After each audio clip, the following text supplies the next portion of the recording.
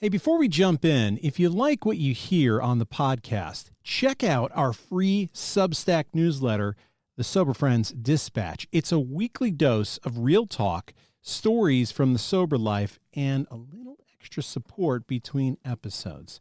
Go to soberfriendspod.substack.com and subscribe. That's soberfriendspod.substack.com. All right, let's get into the show. This episode of the Sober Friends podcast is brought to you by Matt W., who bought us 2 coffees.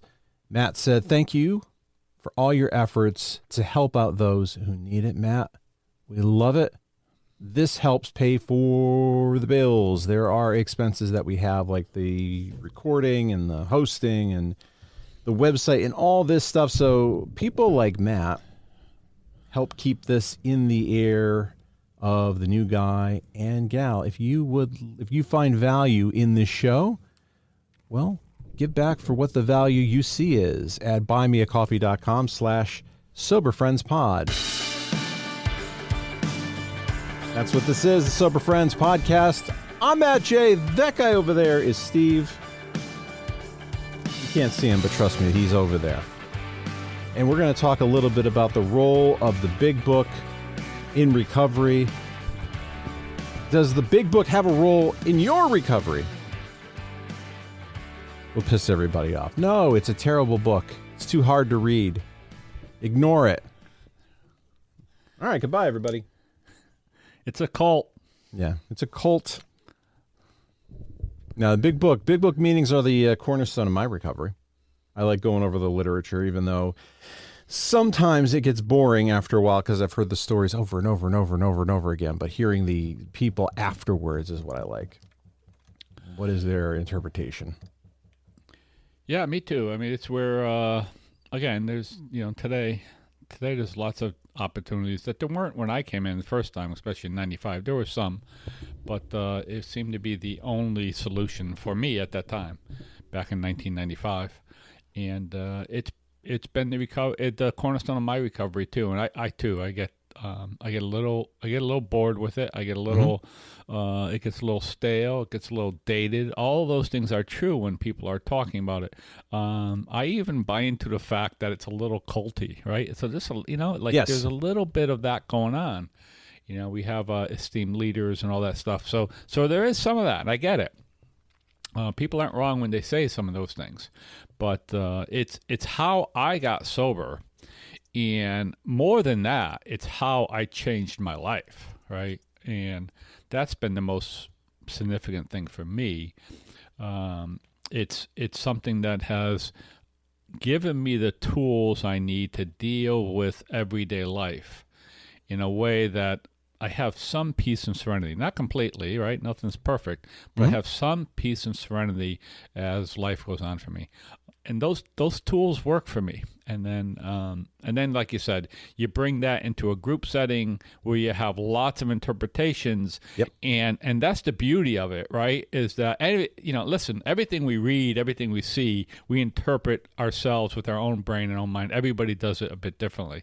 So the beauty of it is people share their interpretation of a chapter or a line in a big book. Yes. And you go, I never thought about it that way. And it gives you this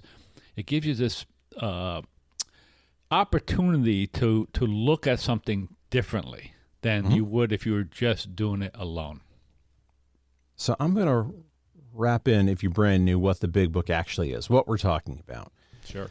The big book, mostly written by Bill Wilson, although you go to groups and they say it's the first 100 people. No, it was Bill Wilson. Even to the wives, he wrote the book, and it was published in 1939. It's called Alcoholics Anonymous, not after the group.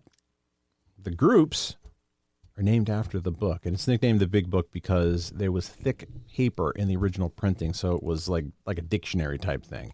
And the purpose is the outline of the program of recovery to show how alcoholics can recover. This book was the TikTok of its time, or the YouTube, because there were no groups outside of New York and Akron. And the book is something somebody could pick up and have recovery if they don't have a group. The idea, this is like a group in writing form, which right. is It's wild that that was the case at the time. It's like, okay, buy your book and you can use this as your manual to start your own group in your town and go be a salesman and knock on doors and find the drunks. I don't know if that's for me at that time, but thank God people did it. Yeah, but there's a meeting like in every hour around here. Yeah, that's the truth. Thank God somebody did it. And I talk about that all the time. Last week we talked a little bit about the 12th step, and my Friday night meeting we also talked about service, which is sort of the same thing. And I was telling them how we did that on our recording, and I said that night, like every time I walk into a meeting, there's people doing service work, right? There are people doing that work. Yes, not me, right? That's what I mean. The point is, like, I'm not doing it. Somebody else is doing it, and that meeting is there for me. So thank God, if you believe in God, or thank Bill Wilson and Dr. Bob, that they found this thing and made it, because like it, don't like it, think it's whatever, outdated, all that may be true. It's helped millions of people across this globe get sober and deal with alcoholism, and in turn has helped families and loved ones and all of those things. So again, yes, it's flawed. Yes, the whole thing, the whole process is flawed. Everything in life is flawed, right? Correct. Everything in life is flawed. It's just a matter of how much you're willing to put up with, or are the flaws, is the greater good more important than the flaws it may have? And to me, the answer is yes, right? And if you ask my wife, the answer is yes. And if you ask my kids, the answer is yes, right? That's the truth in my life. That's what's happened in my life. All because of this big book, the Book of Alcoholics Anonymous. All because of that. Not only that, all because that somebody, like you said, it's hard to read alone. Right? Yes. It's hard to read alone. Some people could do it, but it's hard to pick it up and go, oh, I'm going to get sober by reading this book. It's really not a self-help book. I guess it can be, but it's not meant for that. It's meant to be read with someone else, someone who maybe has a better understanding of it. And again, and they give you their interpretation of it, and then you make your own, and we talk about this on this podcast all the time. Then you find your own path to your recovery. You design it for yourself as what that looks like. And that's the beauty of this program too. Again, especially today, is that we're allowed to do that type of work. Then that's the next question, is looking at the book itself. It is a hard read, but you have to be forgiving that it's a product of the late 1930s, the Great Depression. That's when this thing was written, and it was written by very desperate alcoholics who were trying to share what actually worked for them.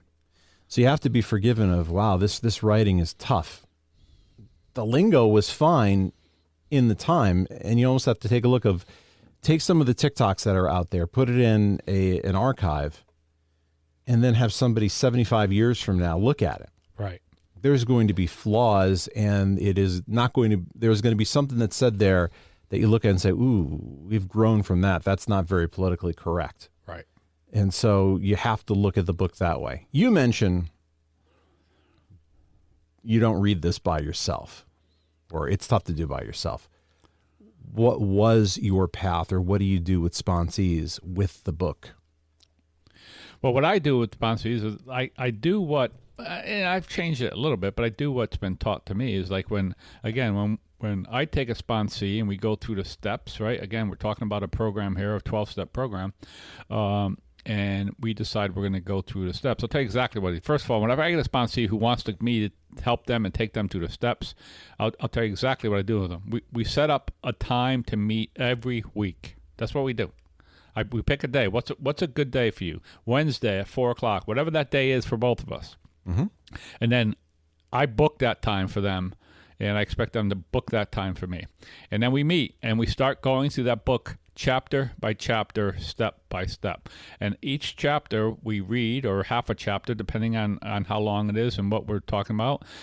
We read and we talk about what is what that chapter is about. Usually the early ones are about step 1 and 2, right? So we talk about that. I start asking them, like, are you sure, right? We start having that conversation. Are you sure you're an alcoholic? Are you sure this is something? Do you identify with this? We start doing that. And then we go through the steps just as the big book has them laid out. And we take our time, and then, that gets upended on a lot of times because new people come in. I just remember when I came in new, I had a lot of shit in my life, right? So I'd go to my sponsor, and there might be a plan to go through the big book, and all of a sudden I might have a bunch of stuff like, I feel like my wife's ready to leave me, and so we don't do any of that kind of work. But getting back to the big book, we go through it meticulously, slowly, no hurry. There's no hurry. At a pace that both of us are comfortable with, but at a pace that moves the person forward, right? There's no delay either. And that's what we do. And we go through it, and then, we get to a certain point, and that's where I am with one of my sponsees. Sort of with me, what I find with me is like you get to 8 and 9, and that they go out for a while doing their work on 8 and 9. And then eventually they'll come back. We'll come back and we'll start doing 10, 11, 12, right? And that's the way it sort of has worked with me. You've talked about this as a textbook. I almost look like this as it's a course. You can't read it like a novel. I mean, you can. That's how I read it up front. Is I went through and I read it. But I think there's a lot. You've got to use the book the way it works for you. However it works for you, but I think there is some magic in don't look at, I think this is a good message for recovery too. Don't look at the big book as I've got to read this and get through everything in a certain amount of time. Right. It's open-ended. You go through, and if you go slow through the book, that's okay. There's no deadline. Go through the book and use it piece by piece and then take action as is required. Because if we look at this, the book was designed as your sponsor. There are no meetings. There are no other people. Do a little bit of this, and this will help get you sober. And I think Bill's idea is you go through those early chapters. Then you get to step 12, and it's like, okay, that's when you do your door knocking. Right. Build your group. Yeah. Go back to the original, how this book was originally distributed, right? Once it came out, once it was publicized in some of the publications, and you could read about. We won't go through the history here. You've done some stuff on the history of it on this podcast. You can read about it. You can go back and listen to some of those podcasts and episodes. But back in the 30s and in the early 40s, if you were out in Oshkosh, Oregon, I know it's Wisconsin, but and you wrote a letter to the AA office in New York, they would send you a big book. They would mail you a big book. And it, because that, like you said, that was your meeting. That was your sponsor. And again, it's hard, especially for younger people to understand this. Then they would also try to hook you up with people in your area that you could write letters to. Right. Right? Not make phone calls, because phone calls were expensive back then. That you could correspond with. And if you were lucky enough to be a traveling salesman, which is what they talk about, right? That you had to go to different cities and you had to go on business and stuff like that, then you could run into other alcoholics and make some connections. That's how that book was used. I look at this as a textbook because we've talked about it a lot. We've done some Joe and Charlie stuff too, is that it's a book for me to be studied. And I've been studying this book for a long time. And I still find stuff in it that jumps out at me. We talked about it this past week. We read a story and I went, man, the story doesn't, like, I've been doing this meeting, which we go through the whole big book. It takes us about 3 years to go through the big book. I've been going to that meeting for at least 12 years, right? So it was 12 years.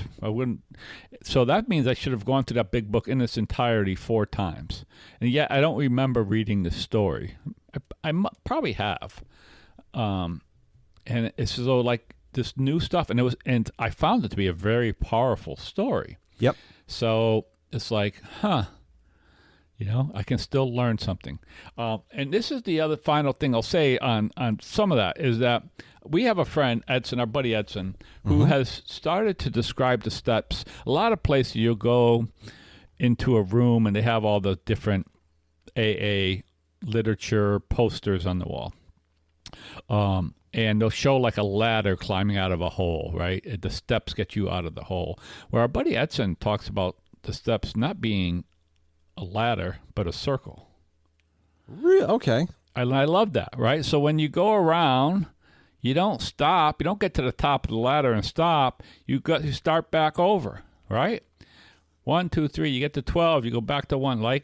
And the other thing, and we all laugh at the meeting we go to, is if you call him up and you start bitching about something, one of the first things he may ask you is, what step are you working on? Right? And his point is you should always be working on a step. Right? And again, I get that some people like, oh, that's the cult thing. But the point is, for me, it helps me if I'm working on a step, then I'm looking at myself, right? Because this whole program is about self-reflection. It's about self-interrogation. It's about self-improvement. It's not about looking outside and looking what's in front of me or around me or the people I live with or my job. That's not what this is about. It's about me looking at me, figuring out what's going on. So by doing those steps, I'm always looking at a piece of me, right? So if I'm struggling with a character, struggling with a character defect, something that's bothering me, something that's no bother me, well, then I could work on 4, 5, 6, 7, right? I can work on those steps and go like, what is it? What's bothering me, right? And if you understand the steps, you know that 4, 5, 6, 7, you're going to probably go do it with a sponsor, right? You're going to probably go reach out to somebody and go, hey, listen, I have this issue. Can we get together? People have done 4th and 5th steps on one specific issue, right? Like one issue, not the whole thing like we typically do. We take our whole lives, we go through it all. They'll have one issue. Maybe it's sex relations. Maybe it's maybe it's a job. Maybe it's a relationship with a family member. Like they'll do a 4th, 5th, 6th, and 7th step just on that issue. And it's just a great way to be able to work through that stuff. Now, you can say, yeah, that's what therapists are for. Absolutely, I agree. Yep. You can go to a therapist and pay a therapist, and you can do that same work. Or you can go to AA and work with another alcoholic who understands the alcohol part of it and the alcoholic part of it, and pretty much do it for free. Right, and you can do both, right, and which we talk about on this podcast. Yeah, I need both. Right, which we talk about on this podcast all the time. I just realized I'm doing EMDR therapy, and I realized with EMDR therapy, it's what Edson's talking about. So if you don't, I'm going to butcher this because I'm just starting to go through it, and I understand it a little. You hold these paddles in your hand, and you go over a specific incident in your life that is causing you some type of stress or some type of trauma. And she'll ask, like 0 to 10, how are you feeling in terms of the anxiety and the pain from this memory? And you give that number and you hold it, and she'll start asking you some questions around, tell me about the memory, what happened, how did it feel? And at times you're holding the paddles and she turns the dial and it gives like a stim, and it goes back and forth in your hands. I don't know how this necessarily works, but that stim does something to unlock something in your brain. And the idea is to go around what happened, how did you feel, why was it traumatic, and to guide you through it and then outside of it to a solution. If you're really good at this. And I'm realizing this is really kind of step work in a sense, that you are going through the circle of, I have this pain and now I'm working through, what I did. I work myself out. I don't have to hold on to that anymore. I don't have to just like repress it, but I can feel it, go through it, understand what was the thing that made me feel so scared, or I've hung on to it, and really understand that root cause and the stimulation helps get you through that faster. And then you on the other side of, all right, you're through it. What are you going to do? I'm really simplifying it. And if you know a lot about this, I probably told this wrong. This in a lot of ways, Edson's circle of you're going through all this stuff. Yeah, it's a great analogy of that. I was listening. This is the first time I've heard you describe it too, in detail like that.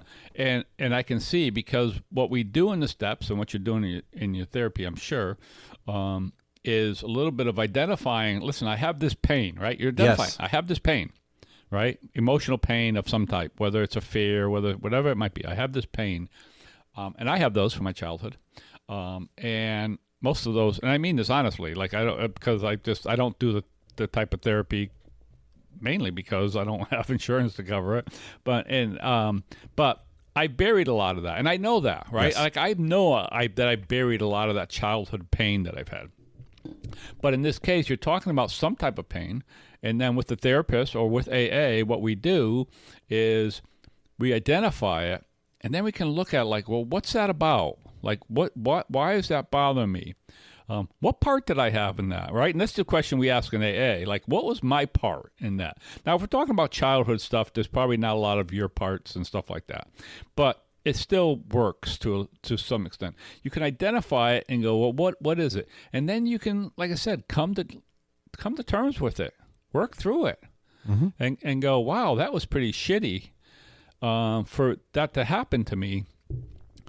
But I don't need to drag it through, to my adulthood. And I talk about that all the time. I dragged so much shit to my adulthood, to my relationships with my significant others in all of my life, from all of my girlfriends, all of my, like anybody that I became close to.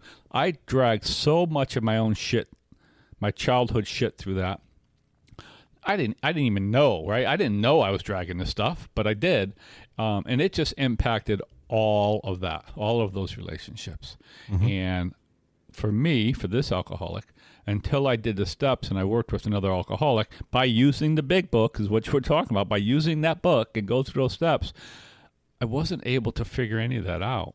And once I was able to figure that out, once I was able to figure out that, man, I had a lot of fear, I had a lot of stuff, I had all of this stuff, then I was able to deal with it. Then I was able to, I say it all the time, first I got to identify it, right? Yes. First I got to identify it.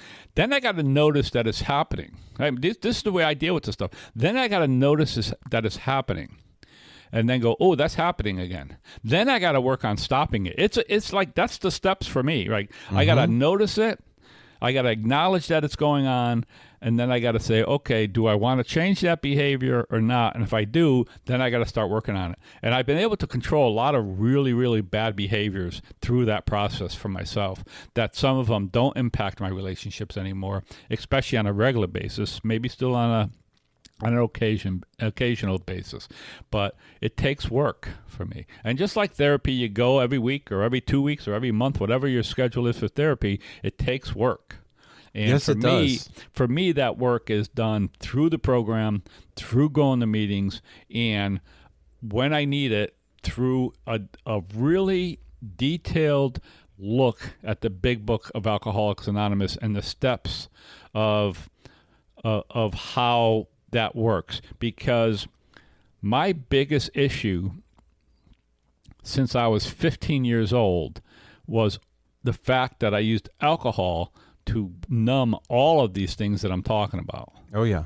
And so the alcohol for this person, for me personally, is it's the thread that goes through it all. So when I deal with any of those emotions, any of those problems, I have to deal with it through the eyes of an alcoholic. And for me, that's best done with another alcoholic who knows me, right? That's the other thing nowadays. Somebody who knows me, so that we can get together and talk about it. This is what's great about the book. Not designed this way, but with anything, you kind of learn what works best. This book should be used socially. I would say for me, I've learned the most going to a big book meeting. because that's a very social thing. You go through, you read a chapter, and then there's a discussion afterwards. But you can do something socially, hear some things, and it can click. And if you go long enough, you've heard that chapter over and over and over again. And repetition is really good. And I love the idea of the circle, because you don't need to do that fourth step one time. You go back and you pull something back out like a repressed memory. If Edson was to say to me, what is the step you're working on? It's probably 6 and 7. For me, most of the stuff, if I've got something going on, is, am I willing to let it go? Right. And have I let go? And although that's 2 paragraphs in the whole book, the reason it's 2 paragraphs is, what more is there to explain? You are ready to let it go, and then you let it go. Yep. And there's a lot of times I'm ready to let it go, but I've got a firm grip on it, because those are 2 totally different actions. And if I let go of my excuse and my resentment and my reason for being pissy. Yeah. I want to have a reason to be pissy. Well, if I don't have it anymore, now it's on me, and maybe I'm doing something destructive, but it feels good. It feels good to have that caustic thing in my heart. And it takes a lot of courage to let it go and not have something to be pissy about. That can be really, really hard.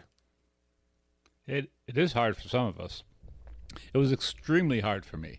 I mean, you hit it for me, right? The nail right on the head. Is that sometimes I just like to be pissy, right? I mean it. Like, I like. Yeah, that me feeling. too. And I like to be pissed off and feel sorry for myself and all those things. And I talked about it where, we had a little setback with my wife's health, and last Friday I was really pissy. I was really was just disgusted with everything.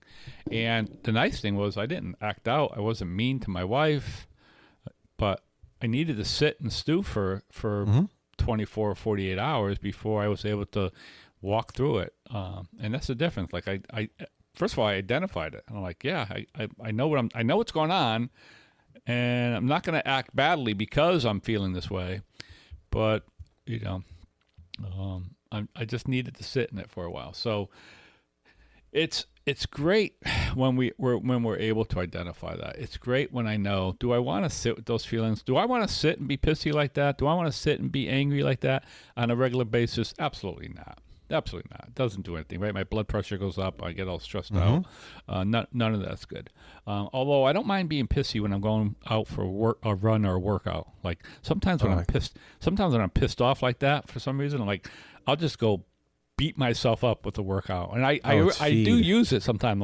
I'm just going to go down in the basement. I work out in the basement and just work out hard for the next 45 minutes. And it makes me feel better. Again, it's a nice way that I've learned to get rid of that stress. But so it's so nice to have that ability to look at that and decide, do I want to hold on to this? Do I want to keep this? Or do I want to give it up? And then again, because we have this book, because we have this program, we have tools to do that.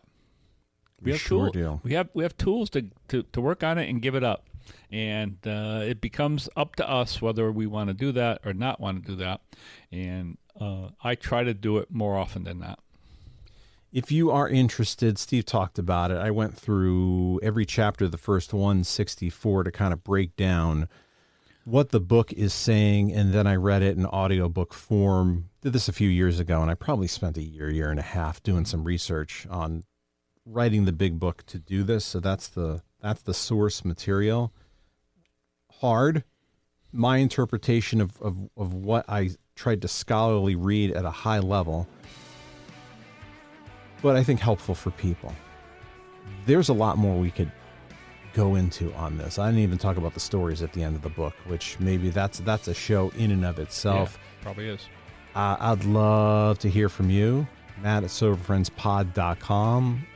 If you find value in the show, buymeacoffee.com/soberfriendspod. Thanks for going through the big book with me today, Steve. You're welcome, Matt. And we'll see everybody next week. Bye, everybody.